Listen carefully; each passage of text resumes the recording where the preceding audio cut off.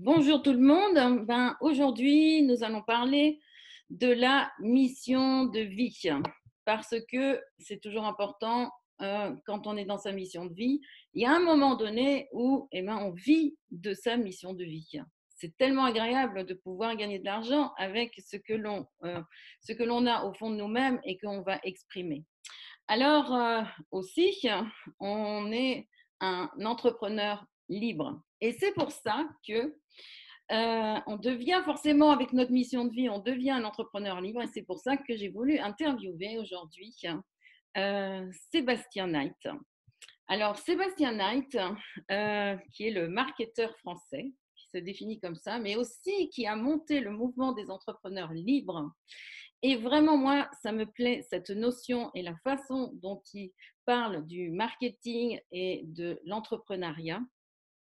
Alors, pour moi, Sébastien, tu es vraiment le roi du marketing parce que moi qui étais dans les entreprises classiques, qui a connu le marketing, mais vraiment, on va dire, manipulatoire, parfois un peu menteur, j'aime beaucoup la façon dont tu vas parler du marketing et du marketing bienveillant, du marketing éthique, du marketing qui va aider à ce qu'on impacte le monde. Alors, je sais, donc moi, quand je t'ai découvert, c'était dans ma boîte mail. Et ensuite, j'étais très attirée par la machine à vendre parce que justement, je voulais être libre. Et moi, la machine à vendre, j'ai envie de l'appeler la machine à liberté, en fait, parce que c'est ce qui donne la liberté. Et c'est comme ça que je t'ai découvert et que je t'ai découvert à travers tes vidéos et en même temps ta façon de penser qui est vraiment très ouverte. Et ça, c'est quelque chose qui m'a vraiment touchée. Et je pense que quand on est dans sa mission de vie, euh, quand on est dans sa mission de vie, on a vraiment envie de partager ce qui est au fond de nous-mêmes. Et donc, obligatoirement, à un moment donné, on devient un entrepreneur libre. Alors, c'est pour ça que je voulais que tu nous en parles de l'entrepreneur libre. Mais avant ça, je voulais te demander, est-ce que toi, tu vis ta mission de vie déjà? Oui, je vis ma mission de vie. En fait, notre entreprise, alors je prends mon cas, mais aussi celui des entrepreneurs que j'accompagne à travers mes formations, euh, quand on crée son activité, c'est souvent pour être son propre patron et avoir la liberté. Pour certains, c'est pour générer ses propres revenus, mais pour tout le monde, c'est pour vivre notre mission de vie. C'est-à-dire, ça serait tellement dommage en fait que de prendre le contrôle de son destin en décidant de créer sa propre activité et de le faire simplement en suivant un effet de mode ou en suivant l'argent en se disant ben voilà ce qui se vend en ce moment. Et justement, dans mon livre Profession entrepreneur libre, je consacre en fait un chapitre entier sur le sujet de quand on est en train de choisir son idée de ce qu'on veut vendre, sur l'importance de ne pas suivre l'effet de mode, de ne jamais se poser la question, de commencer par la question qu'est-ce qui se vend maintenant? Parce que c'est quand on fait ça qu'on risque de se retrouver, il y a quelques années, en fait, au moment où j'ai commencé à écrire le livre, le produit qui se vendait, tous les médias disaient c'est un succès phénoménal. C'était les petits hand spinners, tu sais, les gadgets qui étaient partout dans les cours de récré, qui ont fait tourner autour du doigt. Et donc, les médias titraient, voilà, ça c'est, il a tué le yo-yo, ce jouet va se vendre, comme si ça a changé les enfants. Et donc, à partir de maintenant, c'est le produit qui se vend. Et il y a plein de gens qui se sont lancés en disant, mais en fait, je vais faire importer de Chine plein de containers de ce jouet en plastique et c'est ça mon entreprise, parce que c'est ça qui se vend. Le problème, c'est que le temps que le container arrive de Chine, la mode était passée et maintenant, les personnes se retrouvent avec sur les bras plusieurs tonnes de plastique qui ne sert à rien, ils n'arrivent pas à le vendre et ils ne sont pas passionnés par le hand spinner. Donc, pour moi, c'est super important. Je te disais tout à l'heure, mon concept de marketing, et c'est marque déposée, c'est le marketing bienveillant. C'est-à-dire que je considère que si on quitte à vendre quelque chose, eh bien, il faut vendre quelque chose dans lequel on croit, qui améliore la vie de nos clients, qui améliore le monde autour de nous. Et toutes nos décisions d'entreprise, quand on est entrepreneur, visent à vivre notre mission de vie et être en alignement avec notre mission de vie. Donc, en fait, ce que je vois, c'est donc tu l'as trouvé, ta mission de vie, hein, tu la vis pleinement. Et donc, toi, comment… Ma mission de vie, alors j'ai écrit l'énoncé en anglais parce que donc j'ai eu l'occasion d'avoir plusieurs conversations avec Tony Robbins et d'aller plein de fois à ces événements. Et c'est là que j'ai créé ma mission de vie. Donc, je l'ai écrite en anglais. Et donc, je vais essayer de la traduire de vive voix, parce que ça me vient plus spontanément en anglais, parce que les exercices, je les ai fait en anglais. Mais c'était to playfully challenge others, to play full out and live up to their full potential. Ce que je fais à travers mon entreprise, le mouvement des entrepreneurs libres, mais c'est ce que je faisais aussi avant, au travers du coaching amoureux pour les célibataires. J'étais un des premiers à amener ça en France. Et c'est ce que je faisais aussi avec mon école de danse latine. C'est toujours cette même mission de vie, si tu veux, qui est de pousser les gens à se dépasser, mais ne pas le faire comme le coach qui est sur le dos avec la cravache, mais le faire plutôt sur un ton qui permet aux gens de ne pas se prendre trop au sérieux. Et donc, du coup, de s'autoriser en fait à avoir leur propre grain de folie et de s'autoriser à être libre et à ne pas suivre les ornières du chemin tout tracé. Et donc, c'est ce que je fais aujourd'hui à travers le mouvement des entrepreneurs.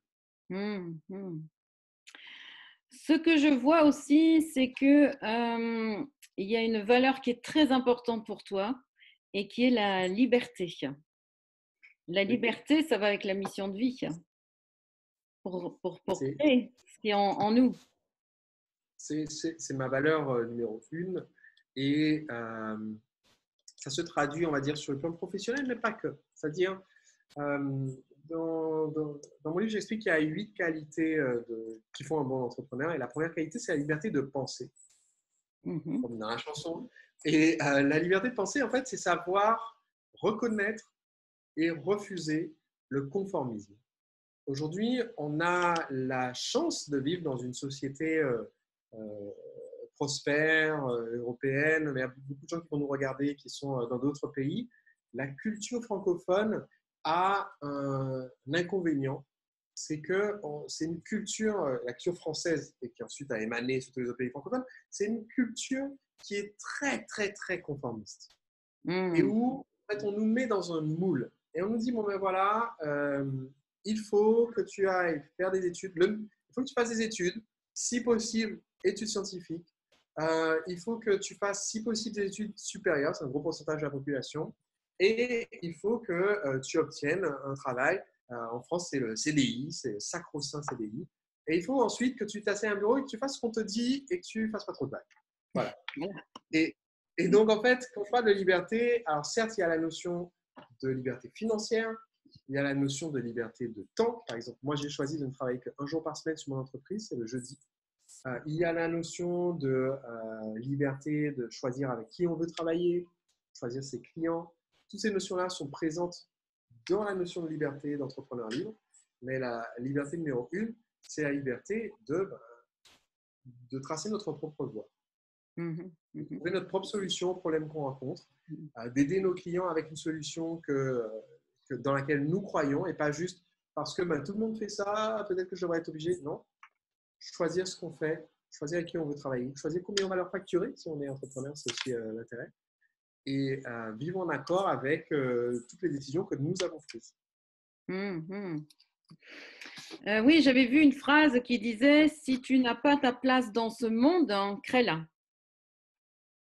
Oui, je suis tout à fait en accord avec cette phrase. Quand je faisais mes études, je suis tombé sur une phrase qui était formulée différemment et c'était dans un jeu, il y a un jeu de cartes qui se joue beaucoup dans les classes prépa qui s'appelle Magic the Gathering, c'est un jeu de rôle. Et j'étais tombé sur une carte qui, juste avant de la jouer, en fait, je n'osais pas la poser tellement ça m'a marqué ce que ça disait. Cette carte, j'ai oublié le nom du personnage, mais je crois que c'était le rebelle ou le révolutionnaire. Et la carte avait un texte qui disait ceux qui ne sont pas nés pour suivre sont condamnés à mener. Oui, c'est ça. Ça, c'est très bien dit, hein. Et donc là, on devient des créateurs et des créateurs aussi de notre vie, de nos pensées et de nos choix de vie aussi, hein. Oui. C'est sûr. Et d'ailleurs, voilà, j'ai ton livre et il y a une phrase que j'ai relevée qui va à la fin, j'adore ce que tu dis à la fin et qui dit nous avons essayé pendant un temps de jouer le jeu du système, mais nous ne sommes pas enchaînés à un métier ou une voie toute tracée. Donc, on crée sa voie. Alors, justement, ça me fait penser à souvent des personnes choisissent leur mission de vie, ils vont dans ce sens-là, et à un moment donné, ils se retrouvent face à l'entrepreneuriat. Et alors, le mot entrepreneur, c'est quelque chose qui peut les faire flipper. Alors, que tu dises entrepreneur libre, le mot libre, ça va, tu vois, mais le mot entrepreneur, voilà, il y a vraiment comme des schémas par rapport à ce mot-là. Comment tu peux nous le rendre libre? Enlever, Voilà, enlever les stigmates de c'est plusieurs ça, siècles ça. de pensée anti-entrepreneuriat. Alors déjà, le mot entrepreneur, c'est un mot à la base français. C'est un philosophe français qui a créé ce mot. Et sa définition, pour la simplifier, c'est qu'en fait, l'entrepreneur, c'est celui qui prend des ressources existantes et qui s'en sert pour créer des nouvelles ressources. Et Mm, ça, toute personne qui veut apporter de la valeur, qui veut que le monde soit meilleur du fait qu'elle ait vécu, toute personne qui a cette valeur de vouloir apporter au monde, eh bien, dans cette définition, est entrepreneur. Nous sommes entrepreneurs parce qu'on utilise notre créativité, on utilise notre liberté de penser pour en fait créer des choses qui n'existent pas, de la valeur qui parfois est tangible sous la forme d'un produit, d'un service, d'une invention, d'un service à la personne, et qui parfois est intangible sous la forme d'une conversation, d'un coaching, d'un entretien, et, et qui est plus immatériel, mais la valeur, elle est là pour la personne qui l'a reçue. Pour moi, c'est ça la définition d'être entrepreneur. mm, Pour beaucoup de personnes, par contre, la définition d'entrepreneur, c'est le chef d'entreprise à l'ancienne, celui qui doit absolument, pour réussir, écraser un concurrent, fouler aux pieds un salarié et qui lui-même va finir par mourir d'un infarctus à l'âge de 45 ou 50 ans parce qu'il aura vécu une vie tellement stressante pour lui, à force de stresser les autres, que mm, de toute façon, il ne fera pas long feu. Ça, c'est, on va dire, on a un héritage culturel là-dessus qu'il faut vaincre parce qu'aujourd'hui, ce n'est pas du tout à ça que ressemblent les entrepreneurs. mm, Et après avoir accompagné près de 20 000 clients entrepreneurs à travers le mouvement des entrepreneurs libres, eh bien, ce que je vois, c'est que ces personnes, ces entrepreneurs, ce sont des mères célibataires qui ont vécu un burn-out au travail, donc un épuisement professionnel, et qui ont décidé, OK, non, si je veux pouvoir m'occuper sainement de mes enfants, je dois leur montrer un rapport sain au travail, et je vais le faire en faisant selon mes propres règles. Ce sont des retraités qui se rendent compte qu'ils ne peuvent pas compter sur le système de la fameuse retraite par répartition et qu'ils doivent gagner leurs propres sous. Et donc, tant qu'à faire, vu leur âge, il faut faire quelque chose qui leur plaît parce que sinon, ce n'est pas possible de retourner sous le joug d'un patron. Ce sont des jeunes à qui on a dit pendant toutes leurs années collège, années lycée, mais toi, tu n'arriveras à rien, qui ont eu que des professeurs comme ça avec du jugement, qui essaient de leur fermer des portes et qui se rendent compte, la seule moyen d'avoir des portes ouvertes, c'est de les ouvrir par moi-même. mm. En fait, et ce sont des personnes qui se sentaient bien dans leur job, mais se rendent compte qu'ils sont dans une situation qui est confortable, mais qui ne les fait pas vibrer, qui est ce qu'un de mes clients appelle avoir des pantoufles au ciment, des pantoufles en ciment, c'est-à-dire certes, c'est confortable, mais on ne va pas nager longtemps avec. On est en train de s'enfoncer et il est temps de s'en débarrasser pour nager en étant plus léger. Donc, aujourd'hui, l'entrepreneuriat, c'est savoir s'affranchir de ce poids qu'on nous a imposé. Pour certains, c'est nos parents. Pour d'autres, c'est notre patron. Pour d'autres, c'est notre environnement professionnel, géographique, économique. S'affranchir de ça, retrouver une certaine légèreté, se dire en fait qu'est-ce qui me fait vraiment vibrer, qui correspond à mes valeurs, et comment est-ce que je peux en vivre en continuant d'être en accord avec mes valeurs, avoir un impact positif autour de moi. Donc aujourd'hui, dans l'entrepreneuriat, quand on veut être entrepreneur libre, il y a une notion de liberté qui remplace une notion qu'il y avait avant, qui était une notion d'amour propre. Moi, je Mm, considère que mm. être entrepreneur libre, c'est pas pour en jeter, c'est pas pour plaire aux autres, c'est pas. Au contraire, c'est maintenant qu'on a cette liberté, la vivre pleinement nous-mêmes, ça fait de nous une inspiration, paradoxalement, Mm. parce qu'on ne s'inquiète pas du regard des autres, ça nous rend inspirant. Ouais. Et donc, sans vivre notre vie dirigée par notre amour propre, être obligé d'avoir la maison en banlieue, avec le chien, la Renault Espace, etc., pour en imposer aux collègues qui ont tous la maison en banlieue avec la Renault Espace, il est temps de faire autre chose. Mm, mm. Super. D'ailleurs, je reprends toujours le chapitre 89 que j'aime beaucoup et où tu dis, Le manifeste des entrepreneurs libres. donc tu dis, nous sommes un groupe d'illuminés, de créatifs, d'enthousiastes qui avons la folie de vouloir être libres et de faire rayonner notre optimisme autour de nous. Voilà, c'est là tout de suite on se réconcilie avec ce mot-là et Oui. là tout de suite on se sent mieux. Et tu vois, quand j'ai rédigé ce chapitre, ma femme m'a dit, mais oui, mais pourquoi tu dis nous sommes des illuminés, nous avons la folie de créer quelque chose de nouveau, pourquoi utiliser ces termes? Et en fait, j'ai choisi ces termes volontairement parce que il faut oser le revendiquer. Du point de vue des gens qui nous regardent de l'extérieur et qui n'ont pas encore fait eux-mêmes cette démarche, ça semble fou de se dire je vais lancer mon entreprise. Je citais tous les exemples que je donnais tout à l'heure, la jeune mère célibataire qui a fait un épuisement professionnel, etc. Ce sont des exemples justement que je raconte dans Profession Entrepreneur Libre, où je raconte des histoires vraies d'entrepreneurs en plus de donner les outils pratiques. Et dans l'exemple de Jeanne, donc cette femme mère célibataire, tous ses proches lui disaient, écoute, tu as un bon poste, tu travailles à la Commission européenne, tu as un travail à durée indéterminée, tu as la sécurité de l'emploi, Ça. même si tu détestes ton job et qu'il n'a pas de sens, continue parce que c'est une bonne situation. Mm. Et en fait, pour moi, ce message-là, il est plein de bonnes intentions, mais c'est un piège terrible qui Ouais, enferme énormément de personnes. c'est Ça ça. ne vaut pas la peine d'être malheureux dans un poste simplement parce que c'est une bonne situation et que notre famille nous dit ah, t'as de la chance, moi je n'ai pas un job comme ça, je suis intérimaire. Et alors, il vaudrait mieux être intérimaire et être heureux Mm. que d'être tous les jours dans un bureau avec la grisaille derrière et se dire mais en fait je ne suis pas à ma place. Donc pour moi, se dire être entrepreneur libre, ça passe par cette démarche, comme tu disais, d'abord de trouver notre mission de vie, qui est exprimée dans le livre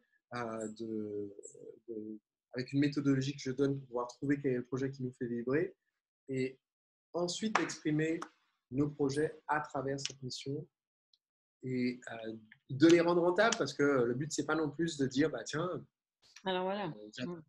voilà, je Mm. vais faire quelque chose dont personne n'a envie, que personne n'a envie d'acheter. Tout le monde en a besoin d'après moi, mais personne n'en a envie. Il faut savoir aussi être en accord avec ce dont les gens ont besoin, Mhm. exprimer notre mission de vie au travers du prisme de ce que les gens sont capables d'entendre et ont besoin d'entendre pour pouvoir s'engager sur l'achat de nos produits ou l'achat de nos services. C'est ce que j'appelle le marketing bienveillant. C'est le fait d'éduquer pour vendre. Mais c'est possible de le faire. Pour toute personne, c'est possible de le faire. Il n'y a pas d'âge où c'est trop tard. Être une femme n'est pas un handicap. Être d'origine maghrébine, antillaise, étrangère n'est pas un handicap. Ou l'inverse.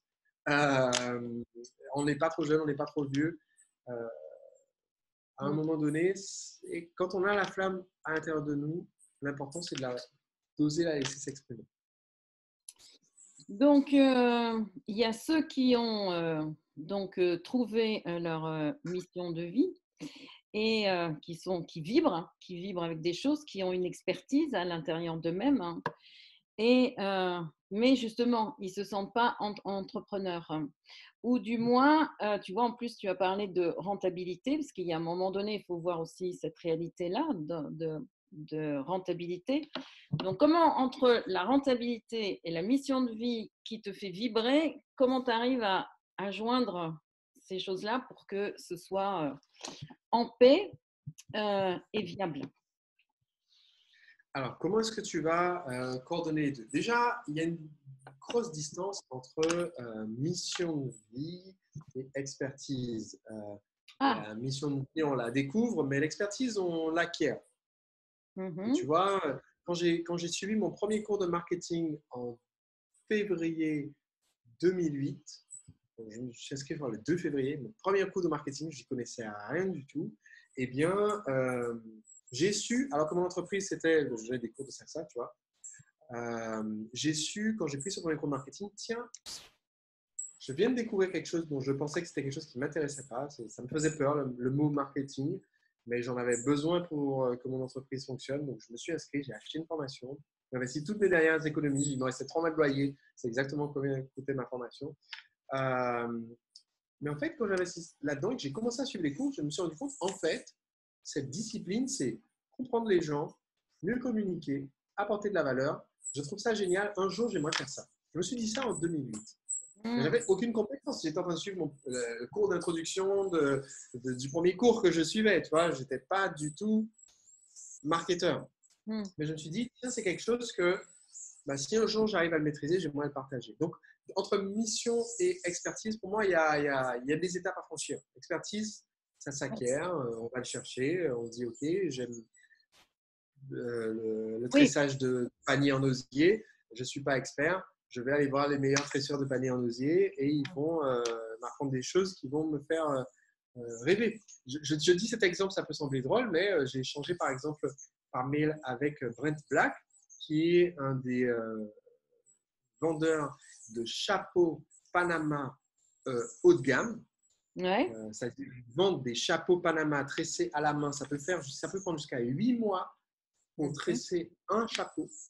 Et ils les vendent donc, le chapeau se vend entre 3 500 euros et le chapeau le plus cher du monde, c'est eux qui le font, et peut-être à 10 000 euros. Pourquoi? Parce que ça a nécessité le travail de toute une équipe de tresseurs traditionnels chiliens mhm. qui ont travaillé dessus. C'est une œuvre d'art, si tu veux. On n'est plus dans un objet. Parce que les gens qui vont nous écouter vont se dire ça peut sembler complètement absurde ou extravagant qu'un Mhm. chapeau puisse coûter 3 500 euros. Mais en fait, il faut se rendre compte que c'est quelqu'un qui était un passionné, qui s'est rendu compte, en fait, il y a cet art qui est en train de se perdre. Aujourd'hui, on fabrique des chapeaux avec des machines.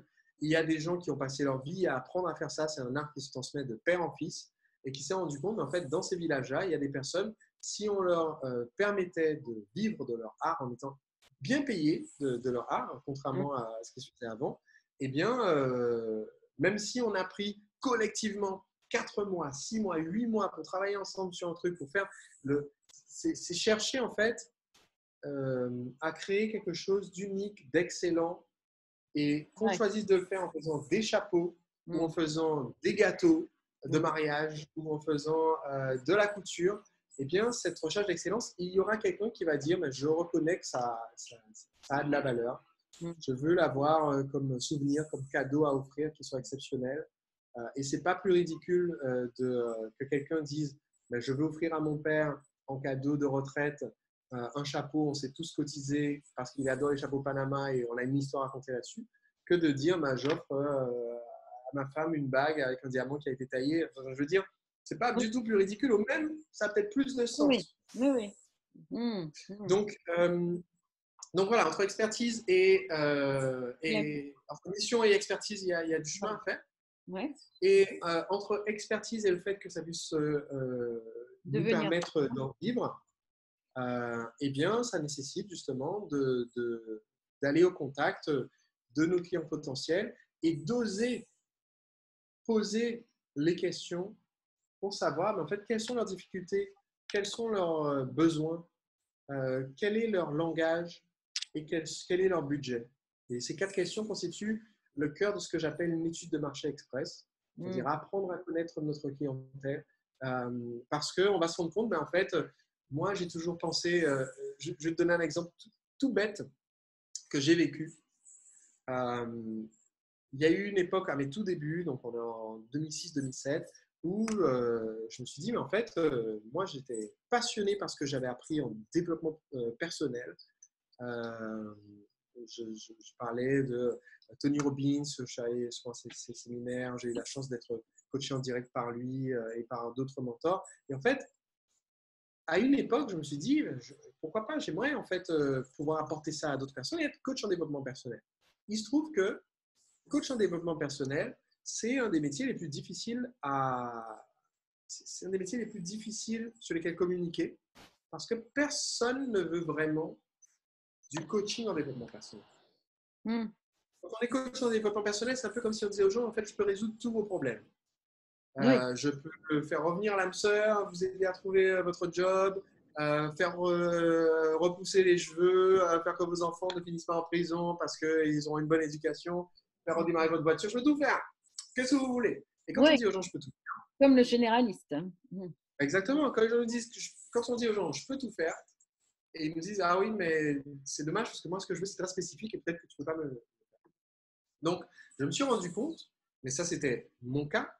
C'est différent pour les autres coachs qui font la même démarche. Je me suis rendu compte que dans mon cas, quand je demandais aux personnes de mon entourage ou à des clients potentiels, je leur demandais qu'est-ce que vous voulez vraiment, eh bien, ces personnes me disaient en fait, je m'adresse à toi parce que je sais que tu es, Sébastien, un ancien timide, que tu as vaincu ta timidité pour apprendre à oser sortir de ta bulle, faire des rencontres et trouver l'âme sœur. J'ai rencontré ma femme parce que j'ai vaincu ma timidité, sinon je serais encore célibataire 15 ans plus tard. Mm. Et cette personne-là me disait, je voudrais faire de même. Est-ce que je peux te payer un resto? Est-ce que je peux te payer un verre? Et on en discute et tu me donnes des conseils. Et je me suis rendu compte, mais si les gens sont prêts à me payer un resto, peut-être que c'est parce que justement, ils sont prêts à investir pour avoir des conseils qui m'ont permis, à moi, de franchir ma timidité. Et c'est comme ça que je suis devenu coach en séduction. Et en fait, je vais révéler un secret. Il ne faut pas le dire trop fort, mais le coaching en séduction, en fait, c'est du coaching en développement personnel. Ouais. Pour Ben oui, il n'y a pas de technique de drague magique à part Mhm. devenir une personne meilleure, plus confiante, plus heureuse, plus rayonnante. C'est ça la technique de drague magique. Donc en fait, c'est juste trouver les bons mots pour pouvoir proposer le produit, le service que les gens veulent déjà. Mhm. Et pour d'autres personnes, c'est différent. Par exemple, toi, tu accompagnes les personnes à trouver leur mission de vie. En fait, il y a une énorme composante de développement personnel pour le fait de trouver sa mission de vie. Tu vois, mais ce n'est pas la même chose que de dire bah, je suis généraliste, je peux tout faire, je suis coach en développement personnel. Donc pour moi, cette phase-là est extrêmement importante. Si on veut pouvoir vivre de notre mission de vie, vivre de notre expertise, il faut d'abord réussir à la traduire Ouais. dans le langage qu'utilise notre prospect, notre interlocuteur, interlocutrice au quotidien et lui parler de ses problèmes au quotidien avant de lui parler de notre solution. Si je fais de la sophrologie, en fait, les gens ne m'achètent pas de la sophrologie. Ils m'achètent pour certains, voilà, mon travail est extrêmement pénible, j'ai des douleurs, comment est-ce que je peux avoir un soulagement? Alors que d'autres m'achètent mais en fait, en ce moment, je suis beaucoup trop tendu, trop stressé. Du coup, ça ressort dans mon interaction avec mes enfants. Je ne veux pas donner à mes enfants une enfance où leur mère est tout le temps tendue et stressée et irascible. Et ce n'est pas du tout la même personne. Je ne lui parle pas de la même façon. Même si derrière ma prestation de sophrologie, elle n'a pas forcément changé, mais la façon dont j'en parle pour rentrer dans la réalité des personnes, leur montrer qu'on peut les aider et pour les accompagner est différente. Oui, donc en fait, toi, tu vois, c'est ça qui est intéressant avec ta pensée libre, c'est que tu inverses en général les choses. Et donc, souvent, les gens, ils ont leur valeur, ils ont leur métier, et ensuite, ils vont Oui. chercher le client. Ils vont chercher les personnes adaptées. Toi, tu vas faire l'inverse. Tu vas aller voir les problèmes et aller voir quels sont les besoins. Et à ce moment-là, comment moi, du besoin, je vais rentrer en connexion avec ça, avec moi, ce que je porte. Donc, tu prends le Alors, chemin. avec la brique mission d'abord, donc c'est-à-dire, je vais déterminer, dans Profession entrepreneuriale, je donne une méthode que j'appelle le cadran de la motivation. C'est-à-dire, ce sont des questions par rapport à mon vécu, moi, qui suis en train de réfléchir à mon projet. qui vont me permettre de déterminer où est mon feu sacré. Ta valeur. Donc, voilà. Qu'est-ce que j'ai reçu comme opportunité? J'appelle ça le cadeau inespéré et que j'aimerais partager. Qu'est-ce que j'ai vécu comme difficulté que j'ai traversée? J'appelle ça le moment désespéré. Qu'est-ce que j'ai comme passion que j'aimerais partager? Ça vient de l'intérieur. J'appelle ça le plaisir intempéré. Et qu'est-ce que j'ai comme colère ou rébellion face à ce qui se fait et j'aimerais qu'on fasse différemment? J'appelle ça le rebelle exaspéré. Ces 4 points forment un cadran de motivation qui me permet de déterminer en fait, moi, qu'est-ce qui me pousse, qui me titille, qui m'aiguillonne au quotidien et j'aimerais travailler là-dedans. Ça me permet de trouver déjà mon secteur ou la transformation que je veux apporter. Et à ce moment-là, je vais interagir avec les personnes pour déterminer de quoi elles ont besoin.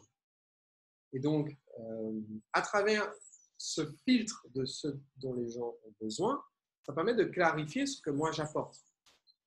Mais je ne suis pas d'abord parti de qu'est-ce que les gens achètent aujourd'hui? Ah, ils achètent des spinners, donc je vais vendre ça. Non, non.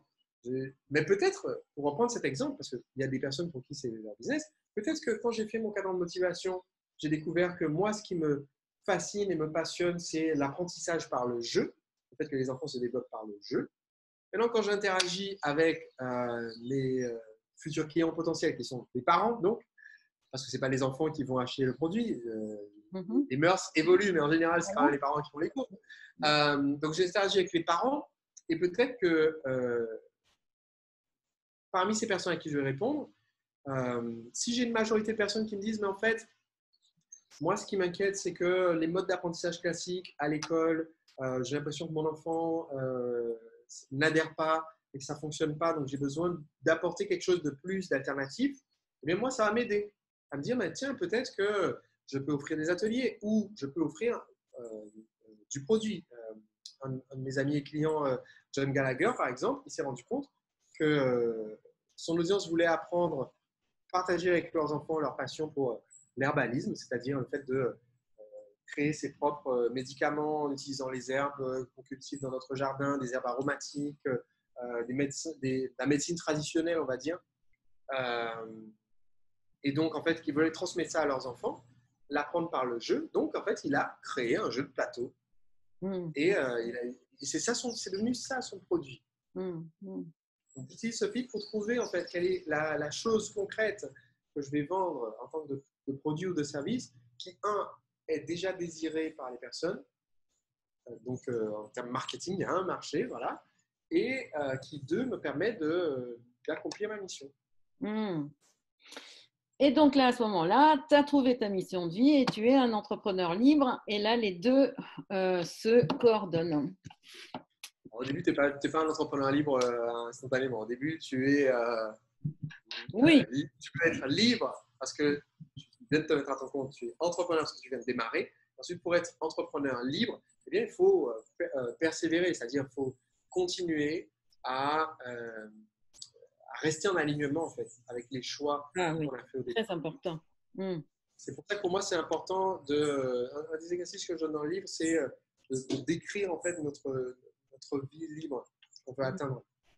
Et une fois qu'on l'a décrite, en fait, ça nous permet de relire régulièrement, de s'assurer qu'on reste en alignement avec ça et qu'on ne se laisse pas dévier par l'amour-propre ou les commentaires des autres qui nous disent non, mais ça, c'est pas assez professionnel, il faut que tu arrêtes de le faire, alors que c'est ça qui nous fait vibrer. Tu devrais plutôt faire du consulting aux entreprises alors que ça ne nous intéresse pas.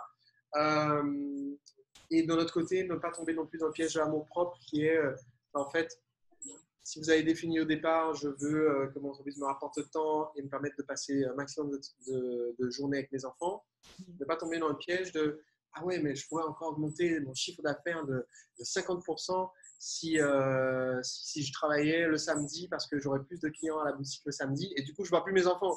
Voilà. Ce qui était l'objectif au départ. C'est ça. Et là, hop, on sort et on devient un entrepreneur classique. Exactement, il ne faut pas tomber dans ce piège-là. Oui, tout à fait. Donc, du coup, si des gens viennent me voir et qui me disent, ben voilà, j'ai fait la formation, je deviens claire sur ma mission et je veux en vivre et tout ça, alors, quelles sont les raisons pour ces personnes qu'elles ont d'acheter ton livre? et de le lire. Alors, la bonne raison que je vais donner, la raison numéro 1, c'est que dans le livre, je donne à la fois les outils concrets pour gagner sa liberté en se mettant à son compte. Comment est-ce qu'on va déterminer le projet? Où est-ce qu'on va trouver les gens qui vont répondre à notre étude de marché express pour nous donner les réponses? Comment est-ce qu'on va convaincre ces personnes d'acheter sans se sentir sans passer en mode vendeur, mais en restant naturel et en restant nous-mêmes? Comment est-ce qu'on va apprendre à faire une offre irrésistible qui soit en alignement avec nos valeurs? Donc, je donne tous les outils, mais ce qui fait que ce livre est unique dans le rayon entreprise à la FNAC ou dans notre librairie locale, eh bien, c'est que la plupart des autres livres pour entrepreneurs, ils sont écrits pour des gens qui savent déjà, ben, je veux entreprendre, j'ai besoin d'apprendre à faire un business plan. Donc, c'est des manuels scolaires sur le business plan, un manuel scolaire sur comment faire de la pub sur Facebook ou qu'en sais-je. Et je ne voulais pas écrire un manuel scolaire de plus. Je voulais donner les outils concrets et en même temps apporter l'inspiration, mais de l'inspiration de personnes réelles. Parce qu'un autre type de livre d'affaires qu'on trouve, c'est, voilà, vous allez trouver la biographie de tel entrepreneur multimilliardaire américain. Oui, voilà. c'est ça. Mais ça ne nous parle pas. Et donc, en fait, ce que j'ai fait, c'est qu'au travers du livre, on suit 9 entrepreneurs, des personnes comme vous et moi, qui se sont lancés. Donc, soit en étant, entre guillemets, trop jeunes pour entreprendre. Donc, on a le jeune qui se lance à 16 ans et qui veut devenir coach de vie. Et donc, il a droit, évidemment, aux commentaires du genre « Attends 40 ans et reviens plus tard ».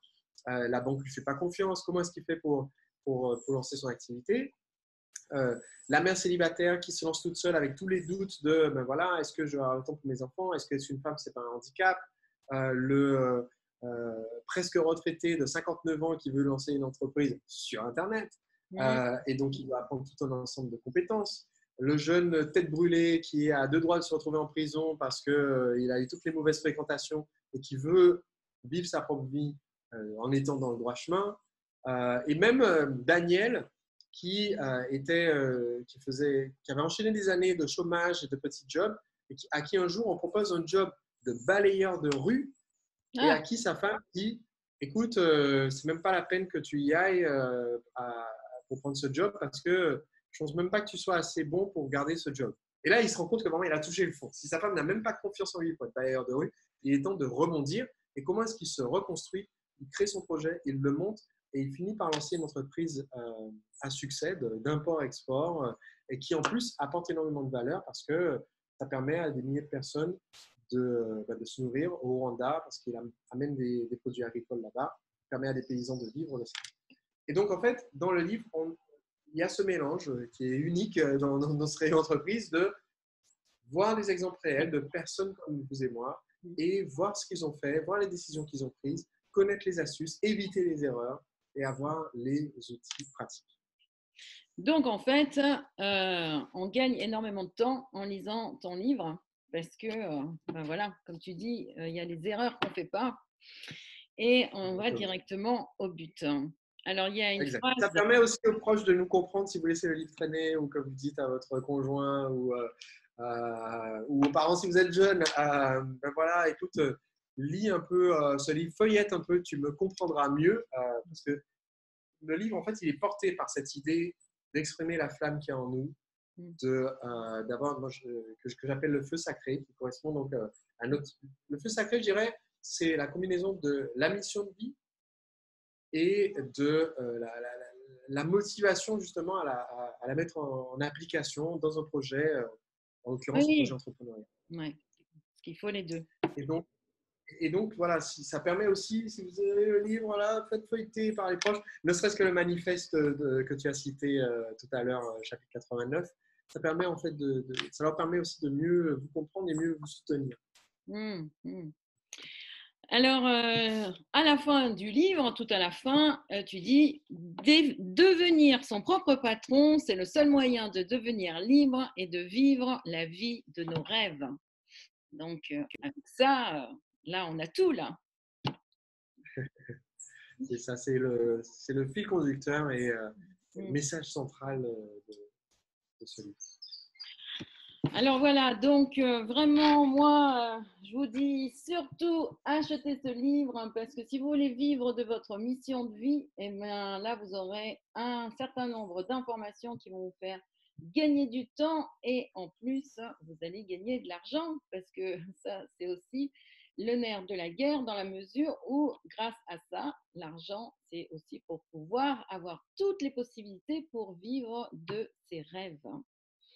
Donc, vraiment, soyez des entrepreneurs libres vivant de votre mission de vie. Voilà, est-ce qu'il y avait quelque chose que tu voulais rajouter, Sébastien? Merci beaucoup, Tina. Donc, le livre est dans toutes les librairies, vous pourrez le trouver sans difficulté. Et parmi les bonus qui sont faits avec le livre et auxquels les personnes qui nous ont entendus ont accès gratuitement, il y a un atelier que je fais une fois par an qui s'appelle 15 jours pour entreprendre, 15 jours pour entreprendre.com et qui est entièrement gratuit pour accompagner dans l'exécution, le lancement de ce projet et découvrir aussi cette notion de marketing bienveillant parce que pour moi, c'est en apportant ça que petit à petit, les conceptions vont changer. On arrive sur un monde beaucoup plus positif. Quand on pratique ce marketing bienveillant, en fait, on apporte de la valeur, même aux gens qui ne nous achèteront pas un produit ou n'achèteront pas un service. Et donc, non seulement ça nous permet de vivre de notre mission de vie parce qu'on a des clients qui achètent ce que nous, on a à vendre, mais en plus, ce marketing bienveillant nous permet de rayonner cette mission de vie encore à un niveau largement supérieur au nombre de personnes qui nous ont littéralement acheté un produit ou service. Donc, pour moi, c'est une approche qui est indispensable pour être en alignement, en accord avec nos valeurs et les vivre au quotidien. Voilà, et en plus d'impacter le monde. Et si on veut justement le transformer, soyons ce que l'on est profondément et rayonnons-le. Et bien, en tous les cas, merci Sébastien. Et puis, vraiment, voilà. Donc, abonnez-vous à la chaîne et surtout, partagez la vidéo. Voilà. À Merci à toi, Tina. bientôt. Ouais.